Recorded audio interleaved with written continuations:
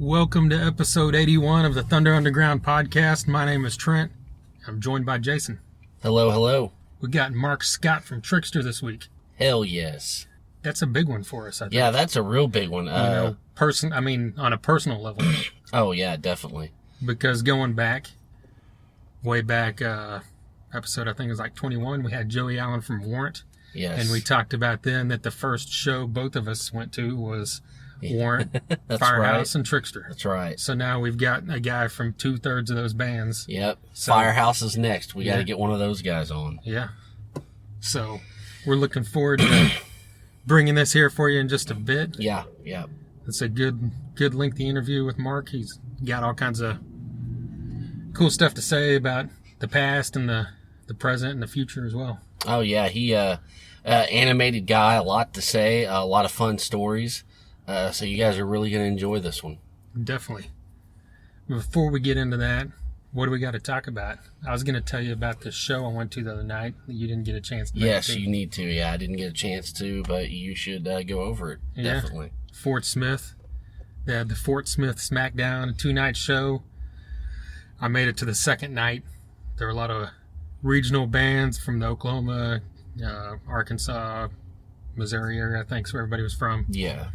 The night I went was Switchback, Vendetta, The Devil You Adore, and Severmind.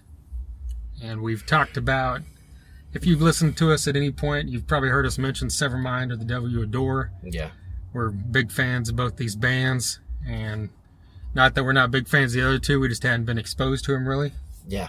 And when I got there, first thing I walked in, I got there, Vendetta had already started. Okay. But I saw the good bulk of their set and was very impressed with what I saw. Like, I walked in and I didn't know anything about them personally. Yeah, I mean, I've heard the name. Yeah. So I know they've played a lot of shows with Devil You Adore. That's right. So it's good to finally, hear about them. Yeah, when I was walking in, I wasn't even thinking anything about it, and I walked in and saw that it was a female on stage singing, and I didn't know, even walking in, I didn't realize it was a girl. Not saying that it sounded like a guy, it was just, she has a real, not deep voice, but just real rock voice. Yeah. It's kind of like we talked about with Through the Stone. It's more menacing than, your normal female. Exactly. And it's just kind of cool when, then it hit me. I'm like, wow, this is a little different. Yeah. Than your typical stuff. And, Yeah. they're just a solid rock band. She's got a great stage presence, all of them. Just a great band. I was glad to be able to see them and really need to look into them more and see if we can get some of their music on here. Yeah, definitely. And then, of course, Switchback. I've heard good things about them from people that saw them out at Rocklahoma, and they're just they were a solid heavy rock band. The singer as well had a great powerful voice, and I really liked what I saw from them. Yeah. And then, of course, the other two, Oh, yeah. don't really have to go into that, but The Devil You Adore put on a great show like they have when we saw them at Rocklahoma. And every time, these guys play, I think they just get a little bit better. Okay. And, Delaney's got, she's young, and every time, I think she steps on stage, it just gets a little more powerful. And I really like the direction they're heading. And, speaking to them, Travis, you're going to hear here in a bit, had a question for us That's right, yeah. for this interview with Mark Scott, and so you'll hear his name come up here in a bit. And that was another cool thing. Hung out with him for a while after, and everybody else from the band. And that's the other thing I'll say. I walked back in, I guess, or something. Yeah. They go on stage, and I hadn't really noticed. I had talked to Travis and Brian beforehand, and then I looked at Kevin Graham, who was there, and said, "Man, they got a new bass player. What happened to Jason Tatum?" He's like, "That's him." And I was like, "What?" But he had shaved his beard off, and I've never seen him without a beard. So I had to really look, and I'm like, "Oh, okay, that is Jason." That's crazy. So anyway, then I saw him afterwards, and I felt stupid because once he walked up, you could tell. But Yeah. Oh, I'm sure he gets that. You know. Yeah. And then Severmind, of course, as we've told you many times, they're one of the best unknown bands, on a nationwide level, and they're not unknown to us or people around here. But as far as a nationwide level, you people need to get on board with these guys. And They played a new track and it was badass. Really? Yeah. So, Okay. and I guess they're working on new stuff now as well. So That's gonna be epic. yeah. Yeah, this band needs to be just, I don't know, they need to be on top of the world, man. Yeah. Well, We can't say it enough. they're playing here again coming up. That Yes. show got announced that, well, speaking of this Fort Smith show, this is put on by DMG Productions. And they announced another show here this past weekend, which is happening on September 3rd in Tulsa at the Shrine. And that includes Severmind, and includes Direct from Kansas City, Yeah. Forever in Disgust from Tulsa,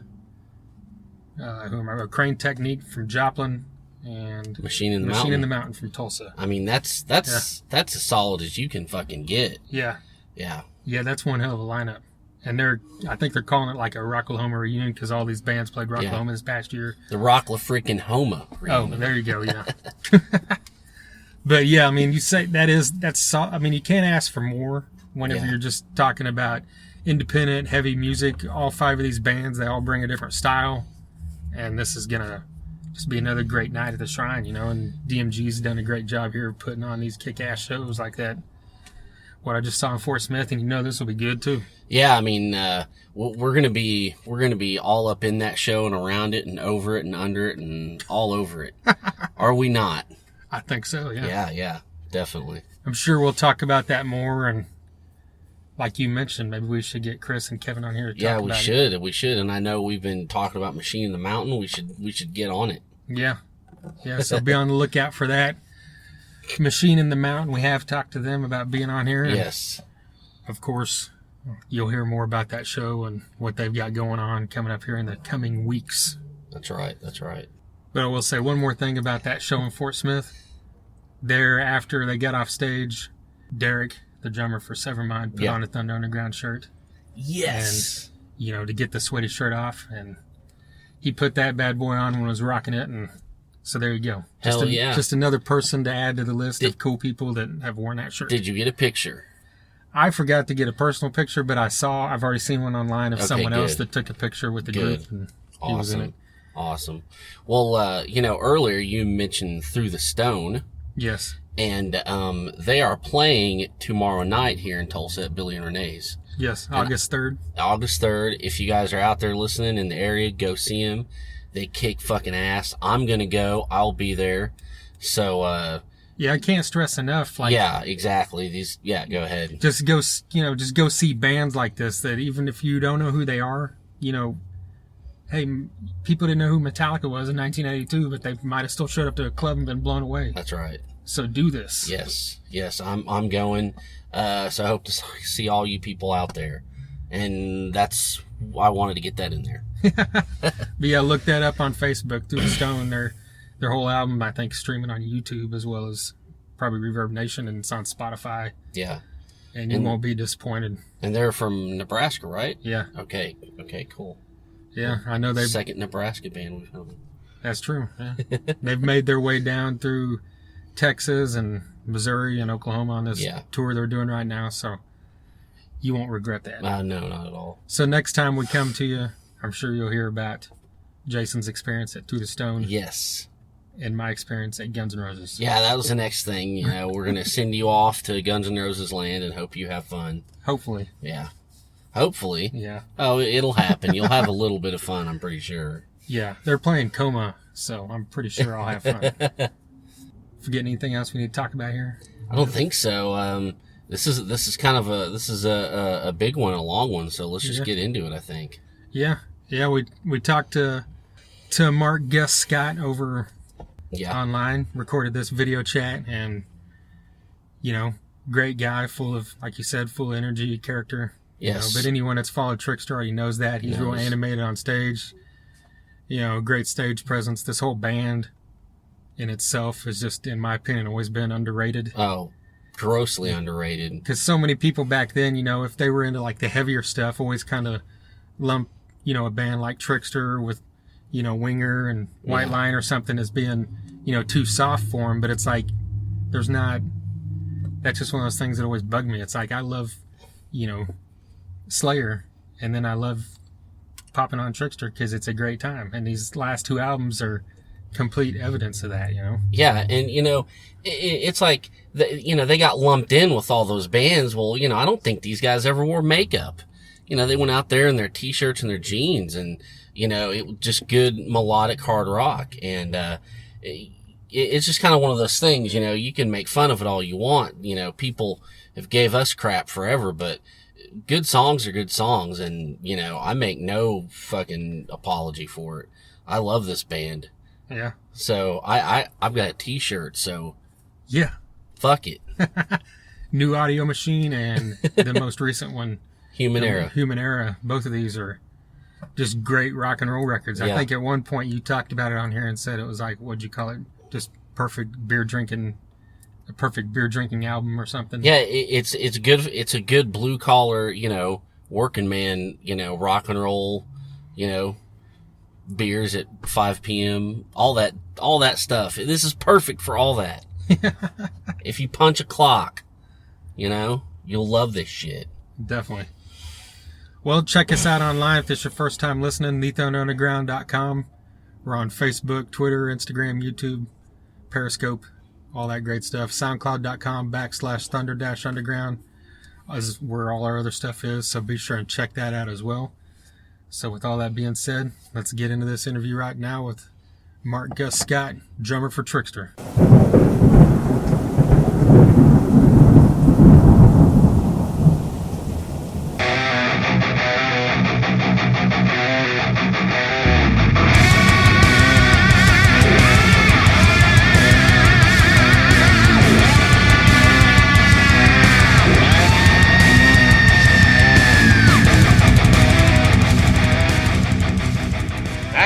How you doing, man? Good, how about you? Good, brother. Arizona sunshine. It's beautiful. Nice, nice. All right. Where are you? We're good. We're Seattle? No, we're in Tulsa, Oklahoma.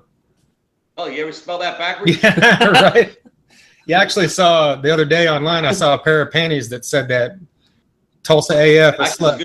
There's a good story about that. When we were, I think it was the Scorpions tour. The guys who did the work for the Scorpions were also backstage. They were the behind-the-scenes guy in the Bon Jovi tour and a number of other the Doc McGee programs. You know, Doc McGee had a whole slew of bands he worked with, and he used a lot of the same crew guys to do the backstage stuff. They had a code on the backstage passes. If one of the truck drivers, one of the crew guys, got a young lady a pass, they always said, "Oh, here's one left over from Tulsa. You can take this one." So that gave a message to everybody: be careful. This is how the chick got the pass. Nice. Every time we go to Tulsa or we hear someone mention I'm from Tulsa, I'm like, I bet you are. Oh man, that's a reputation. A That's all. history for you there. Nice. So how did these shows go you just did in North Dakota and Ohio? I got to tell you, we play erratically. Sometimes we play a hell of a lot, and sometimes I'm sitting around with a thumb in my ass. But lately, we've been busy as hell, which is great. Most recently, we played North Dakota and Dickinson, North Dakota, and Marietta, Ohio. You know, you tell some people that live in major metropolitan areas, "Oh, I went to North Dakota." They're like, who the hell is in North Dakota? They don't realize what kind of real Americans live in towns like that. I swear to God, they really just don't get it. I grew up in the tri-state area, New York, New Jersey, that, you know, the main metropolitan area where the density of people is like the thickest in the country. Yeah. And when you say you went to Marietta, Ohio, or Dickinson, North Dakota, they go, "There's people there?" I'm like, dude, you have no idea, you know? And these are people that like rock and roll. You go to like New York, it's really not a rock and roll town. You know what I'm saying? You go to Dickinson, that's rock and roll. You go to Marietta, Ohio in general, rock and roll. You know, I hate to say that about, like, you know, a place that I grew up that I hold dear to my heart, but it is not the rock that you get in the Midwest, in the South. It's just a different animal entirely. We grew up in the tri-state area, like I said, but our primary markets lay in the Midwest. They lay in the South, in the thick of the heartland of America, and that's what America really is all about. And people in the major cities just don't get that. It's so alive out there, and they have no clue. Yeah. Yeah, they're rabid for it out there. Man, it's really true. I mean, we learned about this a long time ago, but in our early 20s, when we first started doing it, we didn't know what the hell, you know, Dickinson, North Dakota was all about. You know what I mean? But dude, you get out there, it's like, wow, number one, there's great people. You know, you think, oh, there must be a bunch of hicks out there. And you know what? There's probably some. There's a lot in New Jersey also. But there's real American people out there, people that have good values, that aren't jerks, that don't have road rage necessarily. You know, it's pretty amazing to meet people like that and to see that they, you know, like rock and roll as much as they do. And they welcome us back. I mean, we played to a few thousand people in just a couple of days. We headlined one show, did another show with Firehouse in Marietta. And man, we kicked ass. We had a freaking great time. Just go on Facebook and look at the pictures. I mean, you know, it's not like we put mannequins up so it looked good. I mean, there's freaking people at the goddamn show. So I can't tell you, number one, how very thankful I am, and how much people just don't understand. Again, the people in the metropolitan areas don't understand what the value is of those Midwestern states, man. That's real fucking Americans. Yeah. Yeah. Well, you know, I know Human Air's been out for a while, but Human Air's been out for a while, but I gotta say, we dug it, you know, straight away. It just really speaks to, you know, what we're going through with guys our age, and it just rocks anyways. So just congratulations on that. And just talk about, you know, it was just kind of the stars aligned. Let me tell you, but I don't mean to cut you off. We played Tulsa not long ago either. We did the outdoor venue, played with Twisted Sister, Winger, Great White. This was fairly recent too, within the past year, the Broad Festival or something like that. Yeah. Outdoor, you know what I'm talking about, the sports something or other? Was it Rocklahoma? Right in the center of town. That river that runs through the middle of, I'm sorry, that was Oklahoma City. Yeah. Oh, okay, gotcha, yeah. My mistake, yeah. But dude, freaking beautiful, number one. Yeah. And what a great outdoor event. I think it was the Bratfest, if I'm not mistaken. And they're talking crazy rides and crap. Dude, the chicks were freaking all over the place. It was amazing. I mean, what a great event. You don't find great events like that in the necessarily tri-state area, you know what I mean? Yeah. It was just so awesome. And again, a real rock crowd. It was like 10,000 people there. It was amazing. Yeah. What's your question? Oh, just no, just talking about Human Air and how you guys. I know. I think you guys kind of, you know, captured some lightning in a bottle on that one. Just kind of congratulating you on it, because I've wore that thing out. Thank you. I can't tell you how much I appreciate it. Thank you. You know, it's really weird. I guess we took in 1995. We kind of took a 13-year break. I guess about 13 years. And when you come back to it after all that time, you say, hey, let's maybe, you know, think about doing a record. We actually were approached by Frontiers EMI, and they said, hey, we'd like you to do a record. We're like, okay. We weren't exactly shopping for a record deal, but God bless them. Serafino, the president, is a real rock guy. The chief controller is the great Derek Shulman, who is an icon of the business, man who signed Bon Jovi, AC/DC, more bands that I can't even shake a stick at. This guy's a god in the industry, and he's the one that helped broker the deal for us. We had negotiations with him years ago, but to even have him consider us again so many years later to do a record, doink, you know, Derek wants to talk. Oh, let's go see Derek, you know. So really amazing. So getting back to Human Era, we first did New Audio Machine and more recently Human Era. To do a record after a 13-year break, we don't know where everybody's heads were at musically, what the hell's going on. Will Trixter sound like Trixter? What are people expecting us to sound like? You know what I mean? There's so many different variables. At the end of the day, it's like, hey, dude, let's just do our goddamn thing, do the best we can, and put out the best damn music that we can. And if the people don't like it, well, fuck them. And if they do like it, well, God bless them. You know, it's really, you know, we can't pretend to be something we're not. So what you hear on there, I got to tell you, number one, we're more proud of the two latest records, because we did them ourselves. We did them in Steve's studio, did it at our leisure. We weren't paying $500,000 for studio time and a budget that we had to pay back or some crap like that. You know, just a unique environment that we were not accustomed to. We used to have to, you know, do things wide schedule, paying thousands of dollars a day, blah, blah, blah, paying a producer.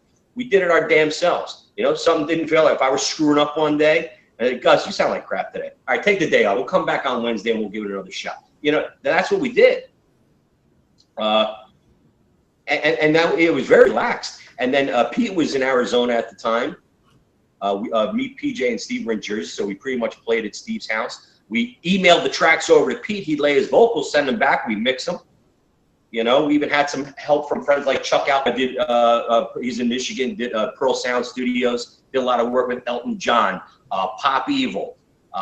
Again, more bands that I can even, you know, rattle off. But a true pro. I mean, I could joke about the guy and the fact that he lost the test to go in an industrial accident, but, you know, he can still squirt. He's a good man.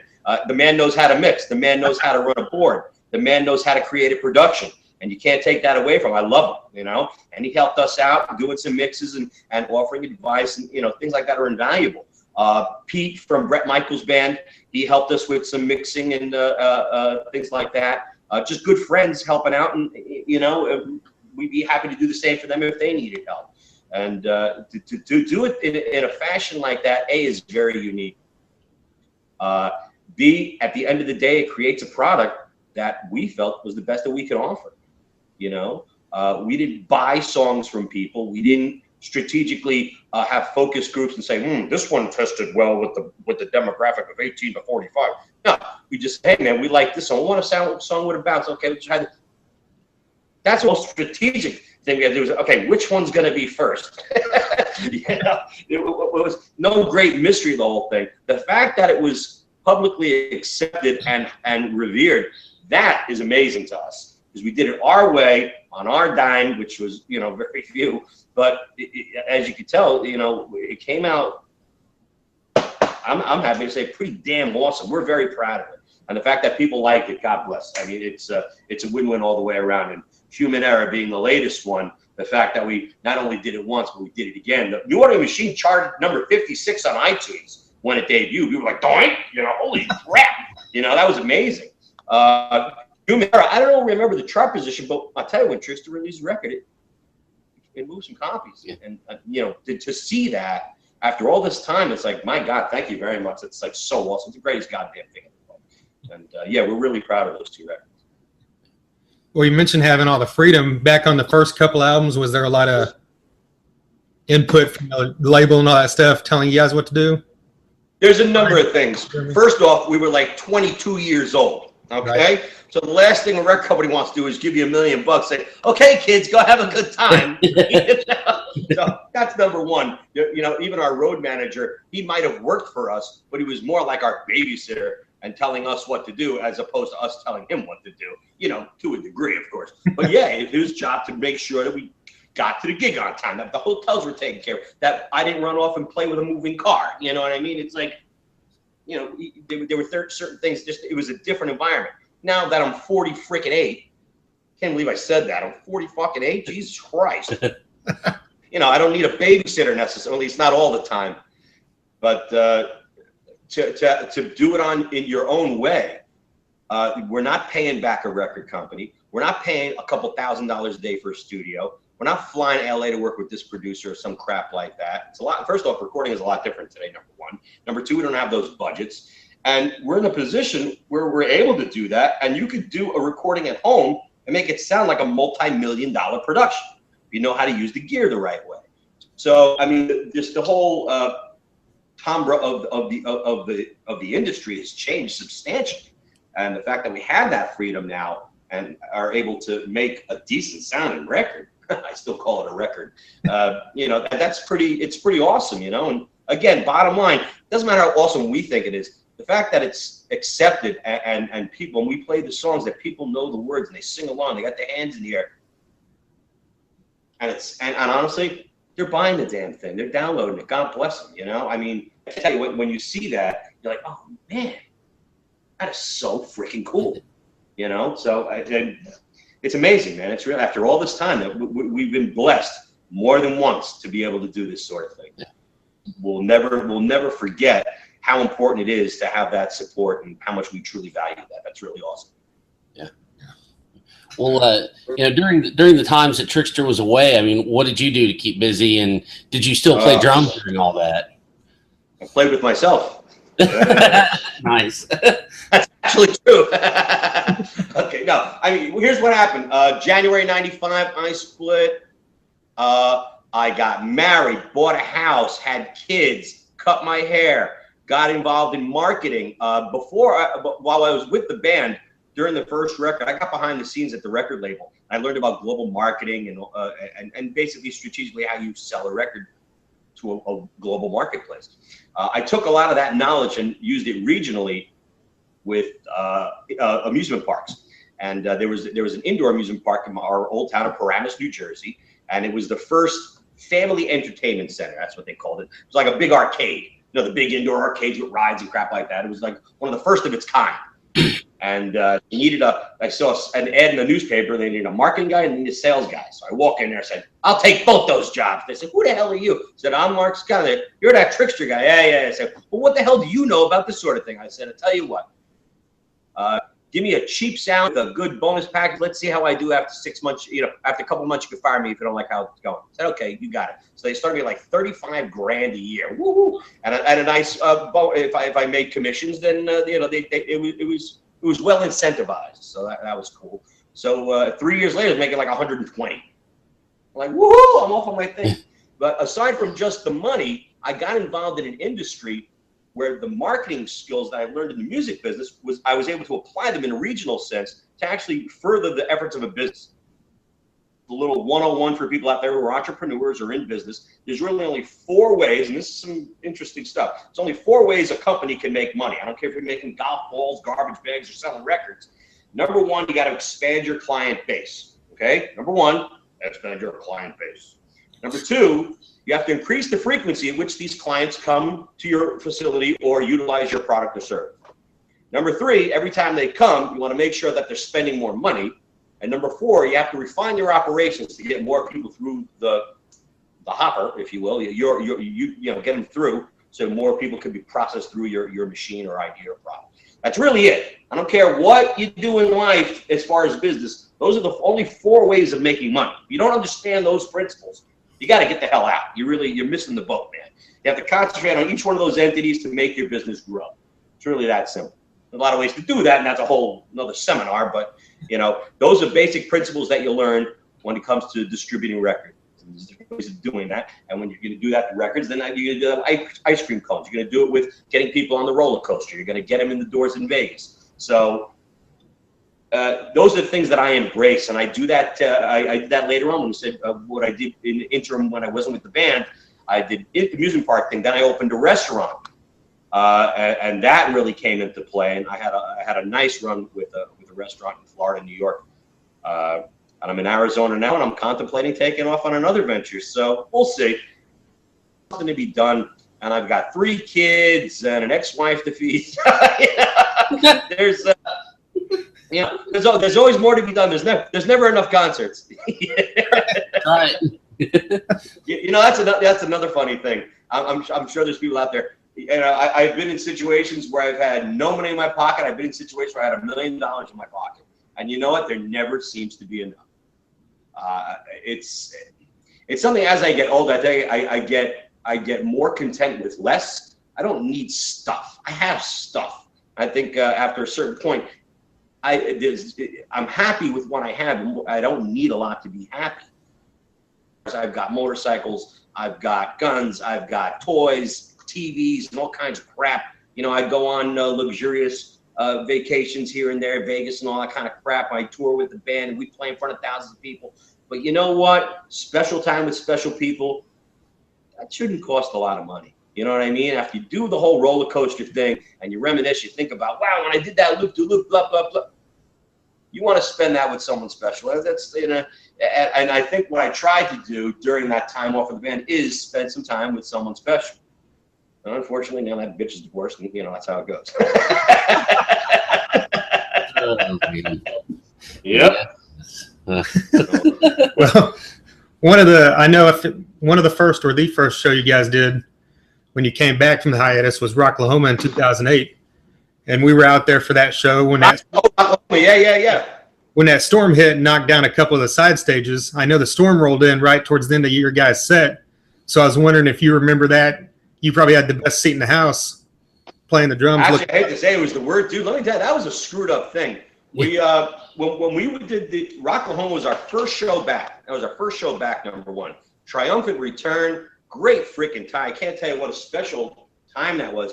We got in the day before. We wanted to catch the action, see some old people we haven't seen. I remember having breakfast with Kelly from Night Ranger, the drummer. I'm trying to think who else was at the table, just like several rock stars. I'm like, oh my God, I'm back in the game and everybody's all here. And it's 15 years later and everybody got older and got more mature and like, what the hell's going on? You know, it was really weird.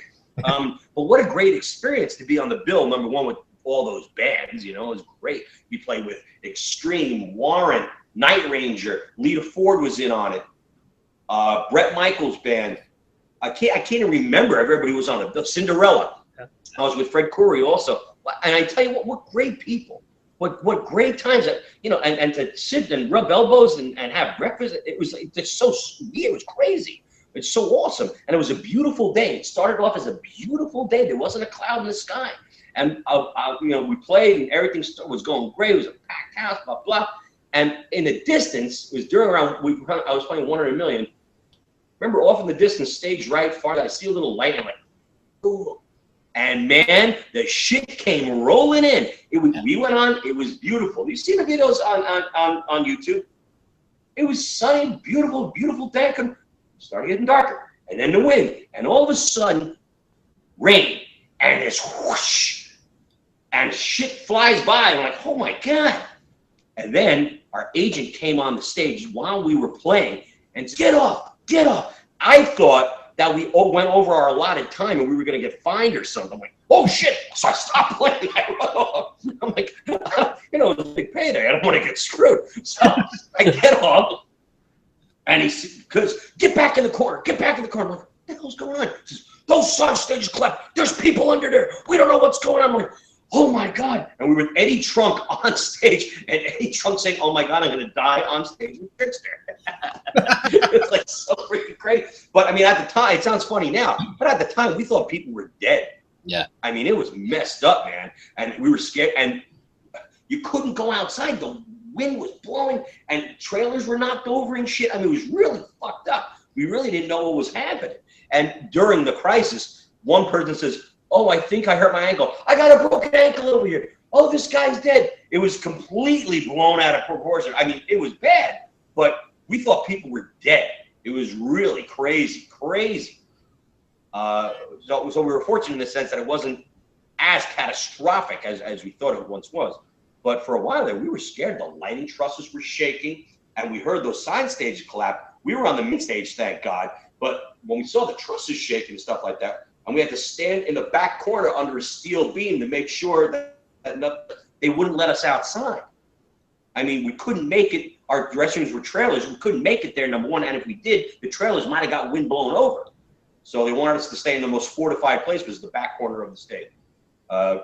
Man, yeah, that was crazy. But the great part was the headlines the next day, Trixter brings down the house. So, you know, it was good stuff. Nice. It was a most triumphant return, but really weird the way it ended up, that's for sure. Yeah. We had a great what a great time. Oh my God. Well, going way back, you guys were, like you said, extremely young when you got on the Blood, Sweat, and Beers tour. Was that hard? I mean, not hard, but was it hard to like avoid all the temptations of everything at that young of an age or to pay attention to what? No, we just fucking did it, man. You don't avoid shit. They could get to the show on time every night, you know? Talking about, oh, why don't you come here, little boy? Oh, no, I'm supposed to avoid that temptation. Bullshit. What the hell are you talking about? Well, I just mean in the fact, the sense of making sure you got to the show on time and did your job. Well, all that other stuff's going. You know, it's the kind of thing you think avoid temptation. We're not going to make the show. You know, you can have a party with strippers and cocaine and still make the show. I don't see what the problem is. No, I mean, all kidding aside, we were out there. Number one, we were not drug guys. We didn't really drink until we got on the Warren tour. Oh my God, those guys really taught us a thing or two when it came to alcohol consumption. Holy crap. But we were there because we really wanted to play. I mean, all bull crap aside, we couldn't wait. I barely slept the whole Scorpions tour. We did about 3.5 months with the Scorpions. I barely slept because I couldn't wait to get to the next show.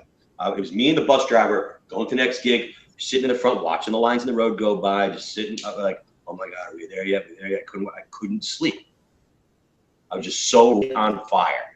Ripping. I was completely bulletproof. killing it. And I'm telling you, when you're on the road with a whole production, you roll into town, and when it was Warrant, Trixter, and Firehouse, 3 #1 video bands rolling in together. And the thing that's crazy, dude, this is the craziest thing. You would think that, you know, there's bigger tours out there. We had the biggest tour of '91. Couldn't believe it. We had offers from, I don't want to say, we had offers from other bigger artists, and we turned them down at our manager's advisement. And he was right in the sense that we had a real triple bill that was geared towards a very similar demographic, and nobody had a better bill. Yeah. And we did places like the World Amphitheater in Chicago, 33,000 people sold out. Yeah. Now, if you told me before we did that tour, hey, you're going to play with Warrant and Firehouse and you're going to sell out the World Amphitheater, I'm like, shut the fuck up. You know, dude, I couldn't believe it. I mean, we did a lot of stuff like that where we, oh my God, we did a pay-per-view special on that tour. It was the biggest pay-per-view special of the year. That's fucked up. You know, we grossed more money. We grossed more money than Whitney Houston. That's fucked up, you know? So, you know, when a positive in your spirit, amen. I mean, holy crap, man. So out of doing that, I had the feeling of being on the cover of Metal Edge magazine on a tour like that. You're #1 on MTV. You're rolling into a town with police escorts and goddamn tour buses and trucks, and you're generating revenue that people just get the fuck out of the way. I can't tell you what an amazing feeling is. So when you talk about temptation, crap like that, that's just icing on the goddamn cake. We were eating cake every day, motherfucker. You know, that's what the gig is all about. Icing is just like, you know, yeah, have some of that and scrape the rest up on my cake. You know, I can't tell you what an indescribable feeling. We were in the gig to do the gig. You know, it's, you know, I want my steak. You know, you want to put some sauce on it, fine, I'll take a little bit of sauce, but I want the goddamn steak.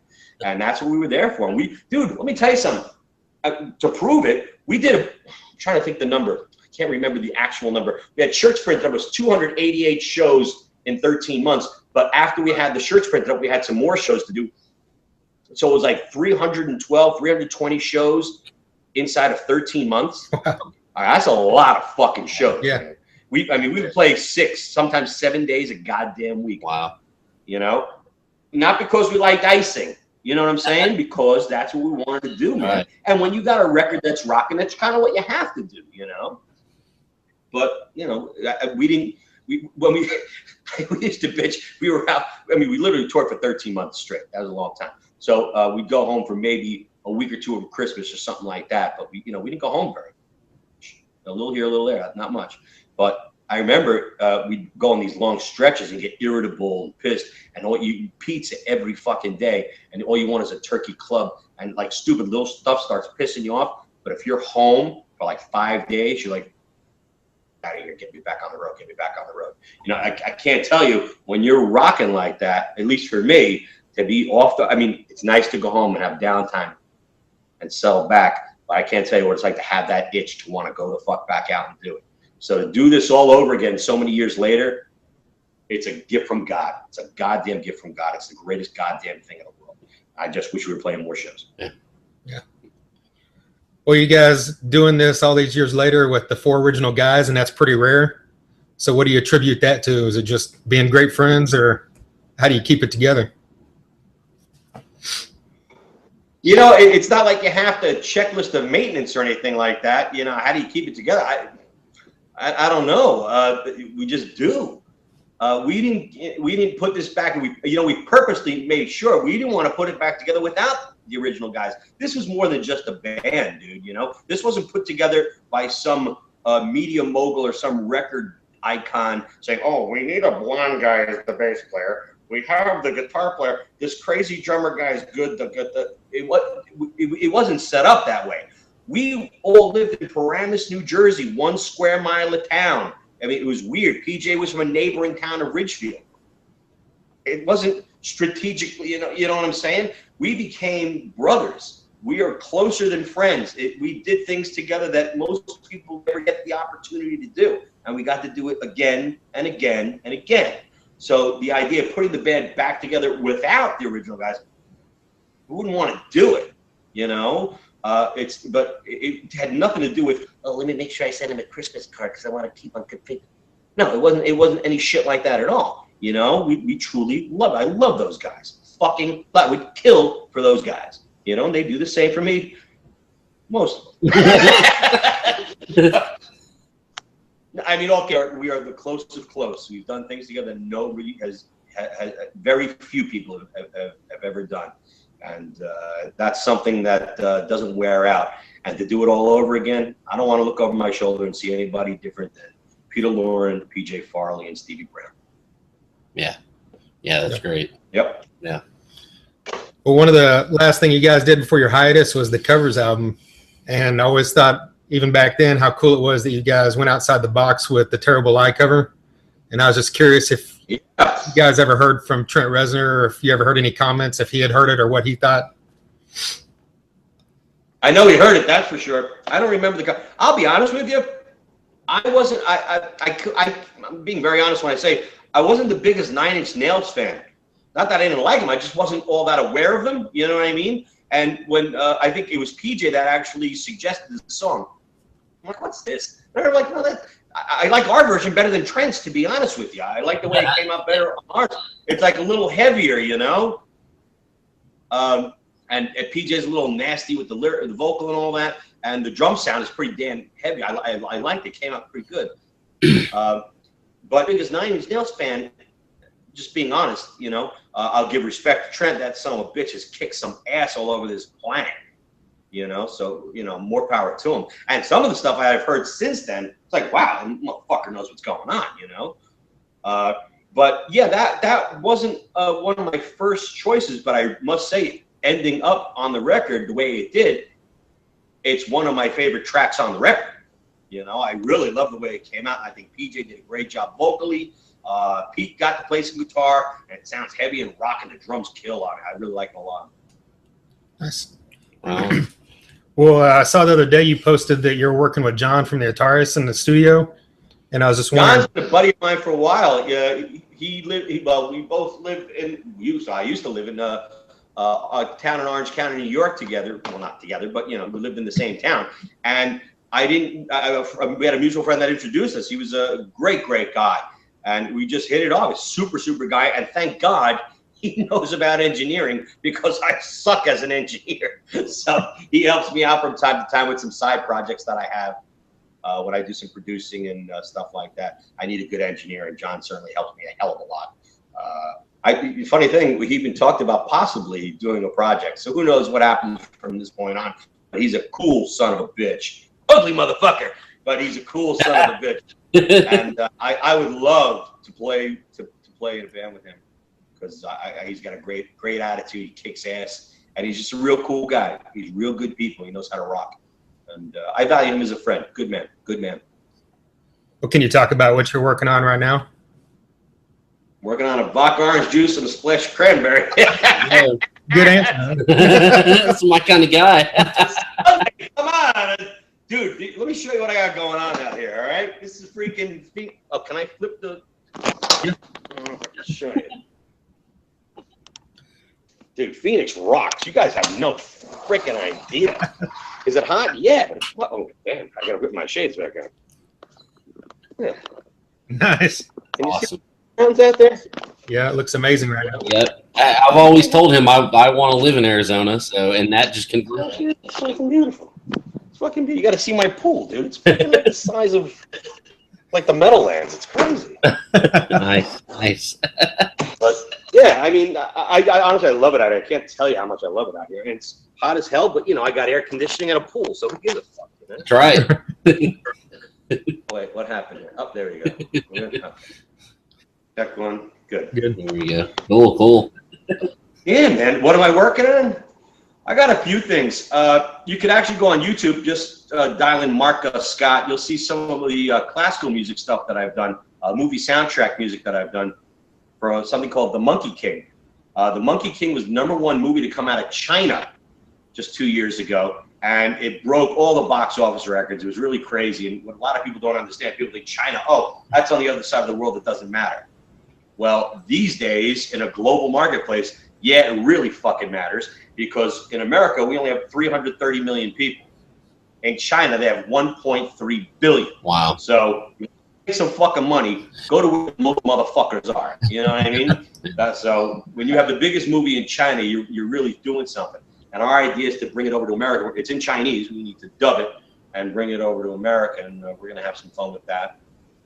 Video game release and a whole bunch of stuff. They need music, so that's where I come in. And I have a classical background. I went to the University of Hartford, Hart School of Music, and know a little something about recording and arranging and producing. So take a listen. Anything on YouTube, just type in Marco Scott and Monkey King, and you'll see stuff pop up and see my ugly mug and that kind of crap.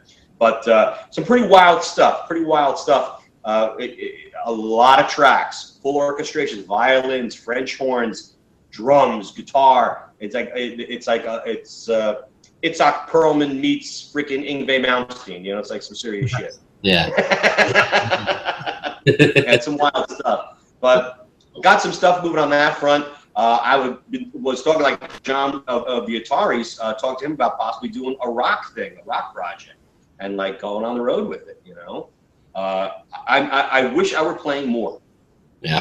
That's the main thing. And if there's a vehicle out there that I can get involved with to do that with guys of similar mindness, I'm up for the idea. And there's people that want to see it. I mean, shit, man, they're out there, you know, and the idea of having the opportunity and not taking advantage of that, I just think that's fucking stupid. It's like, I see people do that all the time.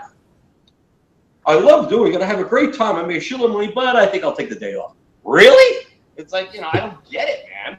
I just don't get it. So if I see that opportunity, I'm going to say, get the fuck out of my way. I'm going to take it. You know what I mean? So that's my attitude right now. I'd really like to take advantage of more opportunities, and I believe that they're out there. Yeah. Well, a good friend of ours, Travis Davis, is the drummer for The Devil You Adore, and he said he's a big fan of yours, and he said you've got a great tone. He loves it, and he was just curious as to what you tuned to and what drum head you used. You know, it's not that I tune. First of all, thank you. I appreciate that. It's not that I use any tones. I know some guys, I turned my first tone down to an F, and then I don't do that. Every drum, I think, is a little different also. And I think what a lot of people don't realize, when we do these fly dates, like, for example, just last weekend, we did North Dakota and Ohio. I had 2 different drum sets for each show. One was provided for me in North Dakota, and one was provided for me in Ohio. So it's not like I tune the drum to a certain note or something like that. Every drum has its own tune. You got to find that. What I really like are certain types of heads to make me accomplish a certain attack that I'm looking for, and a certain tone that I'm looking for. I typically, snare most important, snare drum. The number one drum between that and the bass drum that you're going to freaking really hear something out of. The snare drum, I must use a Remo Phalam 2 coated head. A Remo Phalam 2 white coated head. It's a bulletproof Kevlar head, which number one, durability is second to none. It is the toughest fucking head on the market, number one. Number two, when you tighten it to a high intensity, you can beat the ever-loving shit out of it, and it sounds like somewhere between John Bonham meets Alex Van Halen and Robert Sweet from Stryper. It's like, you know what I mean? It's the shit. It is the bomb. My own personal drums, I use Pearl. Pearl drums always have a very special place in my heart throughout my career. Not because they just endorsed me. I'm telling you, they have tough drums. The hardware is badass. I use their Masters MCX series that are kick-ass. Kick-ass. I got a black piano finish with black freaking anodized solid hoops. The hoops aren't this little skinny metal shit. It's the solid freaking, you take it against the car and fucking fuck up the car before it fucks up the rim. It's like badass, dude. Serious shit. Pearl makes the toughest shit. That sounds great. Yeah, so, but it's the heads. I use pinstripes on top. On the bottom, I typically use ambassadors, I believe. But more often now for the show thing, like I have that black drum set, I have ebony heads on the bottom. They're like ebony ambassadors, but they call it something else. But, you know, they're black. They're like a black pinstripe, if you will. But it looks cool as shit, you know what I mean? And other times I use a Starfire head. That's like a mirrored head on the bottom. So the bass drum reflects off and it turns colors when the lights hit it and shit. You know, it's cool. But it's basically an ambassador style head. So pinstripes on the top for tom-toms, ambassadors on the bottom. Bass drum, same thing. I typically use a pinstripe. A lot of people don't realize that pinstripes are basically a 2-ply head. There's like 2 heads in one that's woven together with some kind of oil in between. And I put a Phalam 2, the same material that the snare head is made out of. They have these little bass drum pads. So you put it on the bass drum. So I use wood beaters. You don't want the beater to go through the bass drum head. But those are the main things that it has to hold up the durability, number one. And when you whack something like that, the sound that comes out of it is very powerful. So it's not just the tone, it's the attack, it's the feeling, and it's not, it's the dynamic levels that you can get out of it. Anybody can play soft, but not everybody can play loud like that. When you have that kind of range in between, that creates emotion. That offers you the opportunity to lay the foundation for something that other people can't do. And that's what I really like. I mean, one drummer plays, if I go, everybody backs up, you know what I mean? And that creates an impact. I think everybody has a strong suit. Some guy can play really fast. Some guy can do that. I can't play super fast, but I'll tell you what, I'll rip your fucking head off. And that's what I do in a dynamic kind of sense. You know what I mean? I think, you know, one strong quality I have is power.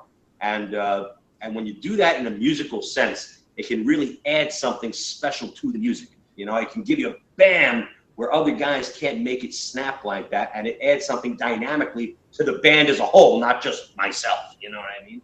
And that, you know, it makes it kick ass. And live, there's just no substitute. When you see it and you feel it, you're like, holy shit! You know, it makes a difference. It makes a fucking difference. Yeah. So yeah, once again, you got the Phalam 2 coated head on the freaking snare, Remo Phalam 2, pinstripes on top.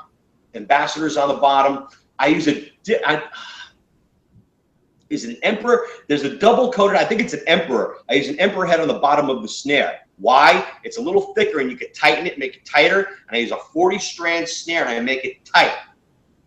But you want that snare to fucking wham, like Alex Van Halen, John Bonham, Robert Sweetest Striper. Those are the 3 main guys that have snare sounds that just rip your head off. And I want that fucking sound. One of the best. Here's one song or one video that when I was a kid, I was so inspired by when Van Halen did that old live Unchained video. Or So This Is Love from the Oakland Coliseum, from the Fair Warning Tour, the black and white drum set. And David Lee Roth comes out, I got a brand new Oakland scarf right here one time for you, you know. And fucking Alex goes, that fucking snare drum rips your head off. It had that tonk to it, and oh my god! And I later in life I got to play there a few times. What an amazing thing! But when a snare drum does that, when the Unchained video and the So This Is Love video particularly, that snare drum just fucking rocks, and that's what I like my snare drum to sound like. So if you want to go to YouTube right now, go check out Van Halen Unchained live. I think it was 1982, and Unchained, and So This Is Love. And David Lee's wearing the white chaps, and Alex has got that black and white kit, you know, and the mountain of fucking speakers. Arguably 2 of the best rock videos ever made, ever. Yeah. And when they came out on MTV, I saw that, I'm like, oh, you know, it was the shit, man. You know, it didn't get no better. When David Lee does the big split off the amps, and then Alex is fucking slamming the shit out of that fucking snare. I'm like, I was like, that's what I want to do, motherfucker. You know? So what an inspiration. I mean, but it can't do when it's down. Same thing when I heard Kiss Alive 2. When Peter Criss did the fucking Calling Dr. Love. Start with that cowbell thing, but doing a black, go. Oh my god, the fucking snare ripped my fucking head off. Holy shit. Gotta have that snare, dude. Gotta fucking have it. Yeah. And the way you get it with a good pearl fucking free floating fucking snare drum, 6.5 by 14, Phalam 2 Remo head on top and a fucking Emperor on the bottom. Tighten the shit out of it and get a 40-strand snare and get your tone. Tighten the shit, stretch out the head a little, and find a medium. You don't want it too high, it sounds like you lose the body. Gotta have the body on the fucking tension. Yes. Dude, ain't nothing. But yeah, I feel like I'm sitting there with a pitch pipe going, oh, no. It's like, when it's there, you know it. Yeah. You know what I mean? And you get a tonk out of tonk. It's like tonk, and an axe hitting a wood in the fucking woods all together. It's like, Yes. Awesome. That's what it's all about, man. Dude, Right, that's the shit right there. That's what it's all about. Well, real quick before we wrap this up, are you guys working on new music? Is that something you guys are looking towards? Or Actively, no. But honestly, in our own personal time, everybody's working on something. I go to Pete's house all the time. He's working on shit. He's got a recording session studio by him, and he's got tons of shit lined up. BJ just put out his own solo record. Nice. Boutique Sound Frames. God bless him. You know, he's playing some shows in support of that also. So he's busy. Steve's got a freaking million songs from 1847. I mean, you know, he's always writing, always got shit going on. Yeah. Number of projects that he's working on. I got my classical bullshit, and I got this one thing I got to record. Actually, I've got it all right here. It's ready to go, and I don't want to say too much, but honestly, it's going to be a fucking really something. Yeah. It's going to be really something. It has some rock stuff. It has some movie soundtrack stuff. It has some dance stuff. The dance section is like, it could be like, I don't want to say Z100, but yeah, I mean, it's a real, sounds weird, but dude, it's like a heavy dance track. Like, whoa, like the floors would explode when DJs spin this shit. Like some wild shit. Like, you know what Tommy Lee did with the DJ thing? Yeah. I'm not going to say it's like that. It's a little more commercialized, but he put a twist on shit like that, and he made it heavy, made an impact. I like things that make an impact. And I think when he put some of that heavy riff guitar over some of the dance beat shit, that's some fucking serious shit. You know what I mean? Very powerful stuff. And I respect that a lot. But I got a little something cooking. We'll see if we'll bring it to fruition. Cool. Actively working on new, we're always writing some shit. But collectively as a band, I don't know what the fuck's going on. Well, did you or any of the other two guys get a chance to see Steve when he was playing with Def Leppard? Pete actually went out to the show. Pete saw it live. That was pretty cool. Funny thing, I just saw them last week. They live. Def Leppard sounds amazing. They're really something special, really. But I wish I could have gone. That was really something. The fact, and to see Steve in a situation like that. That's a dream come true. It's beyond a dream, and something really special. And who knows what the future might bring? But I'm just glad that he's with us right now. Yeah. but yeah, Pete went out to see him in Vegas, if I'm not mistaken, and he said it was awesome. It was a sold out freaking show, freaking completely nuts, And live, Def Leppard has a quality of sound that is truly second to none. They're not just some, they're not just some rock band. Yeah.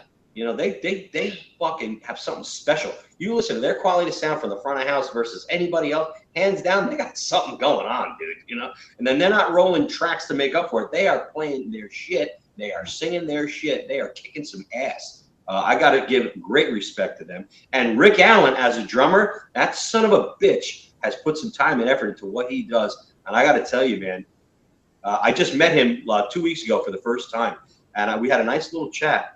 I got to tell you, he was really an inspiration to me. And to see him play like that, man, I try to think if something like that ever happened to me, I don't know if I would have the balls to fucking walk forward like that. And that motherfucker took the step and then the next step and really fucking brought it home. So I got to tell you, I think that's just fucking amazing. It's I just don't know if it were me to overcome an adversity like that. That takes a very strong individual with a lot of support. I think that's just so fucking special. And I think truly defines the word character. A real fucking son of a... God bless him. God bless him. Yeah, definitely. Yeah. Cool, man. Well, you got anything else? Or? I think that wraps it up. We appreciate your time, man. Go fuck yourself then, you prick. What else you got cooking on that show? You got any other good guests over there? Who you have on over here? Last night we talked to Mark Torian from the Bullet Boys until about 2:30 in the morning. Yeah. I love him. He's a great guy. Yeah. Yeah, he was really nice. Those are the guys, yeah. In fact, I think we have one coming up. Why am I thinking that we're going to be seeing him soon again? I can't remember. I like Mark very much. He's a crazy guy, real great guy. Yeah, he is. I've known him for a long time, too. We've gone to his shows. He's come to our shows back in the day. Just turn the corner and see Mark. I'm like, Hey, what are you doing, dude? That's kind of cool. He's always great attitude. He is a fucking rock and roller, that son of a bitch, man. I like Mark very much, yeah. Yeah, he's super positive, super positive. Yep. Yeah. Who else? Any chicks? You got any cool chicks that come on? One or two, not yet though. What is it, Sausage Factory Radio? Come on, yeah. Welcome to the Sausage Podcast. Yeah. I'm Mark Gus Scott, your sausage host. Hey, there's less percentage, to be able to pull from, so it's hard when it comes to the hard rock music. They're out there, man.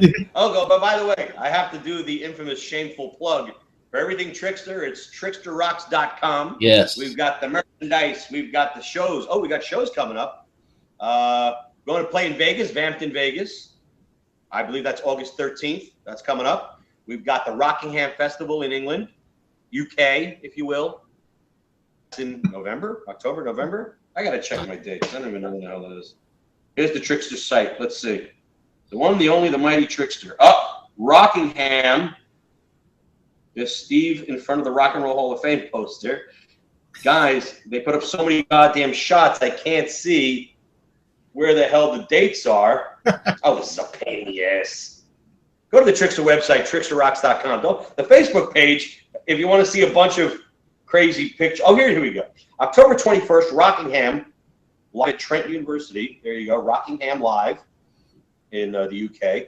December 10th with Lita Ford and Trixter at the BMI Indoor Speedway. That's a good one. And the rest is available on trixterrocks.com. Yeah. Hell yeah. How about that?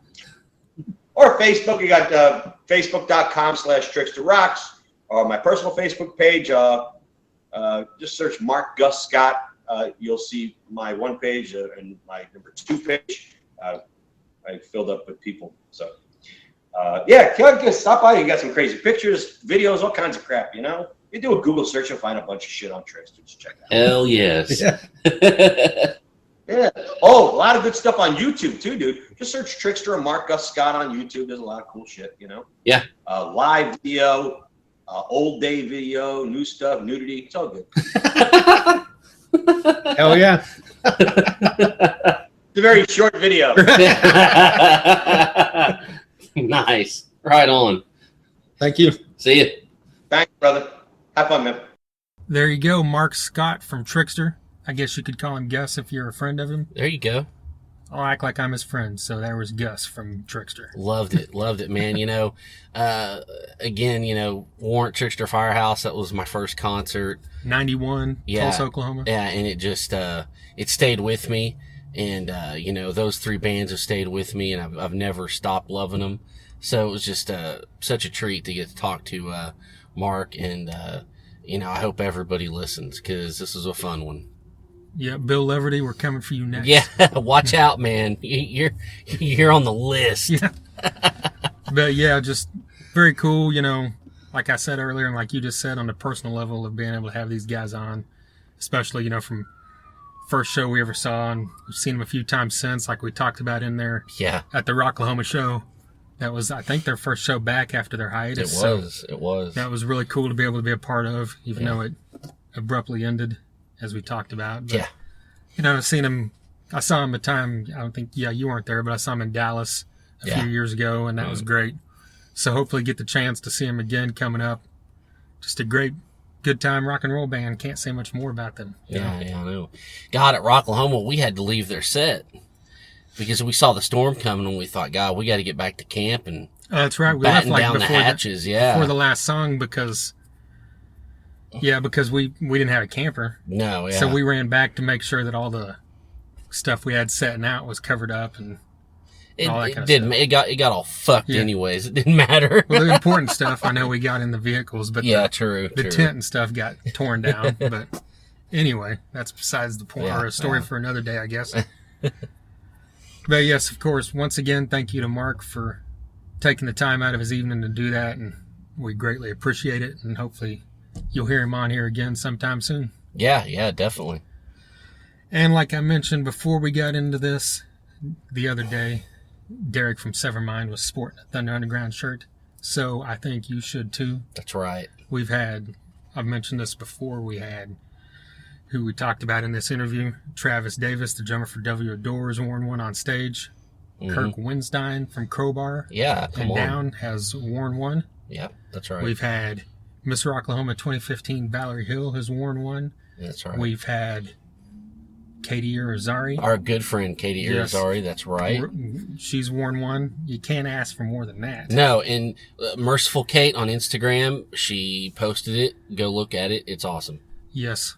And So you really need to get a shirt. Mike Starkey from Screamer and Mutiny Exactly. has worn one That's on another stage. one. Yes, yes. So, there you go. TheThunderUnderground@gmail.com. These things are only $15.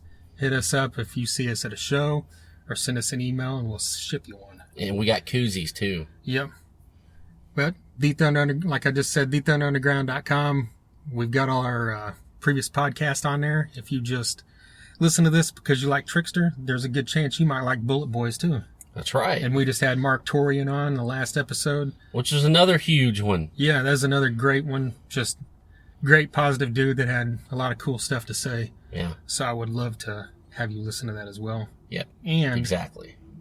we talked about that, and we talked about that show and all the stuff we did, the people we saw and everything, but we forgot to mention that we met Jenn Hinrichsen That's in person. right. That's right. You know, I've talked to her online for a while. How could we forget that? That's like, I can't put that in words. How do you forget to mention that above everything else? I don't know. We are bastards, Jen, and we apologize. Yeah. Well, we've talked to her about being on this podcast as well. Yeah. You can, see her in Wichita. She works with the radio station up there. I think it's T95 Rock Squad. She's a tattoo model. You can find her in tattoo magazines. She's an awesome person as well. So it was cool to be able to talk to her for a little bit after the show. And there you go. Just wanted to throw that in there. Of course. Yep.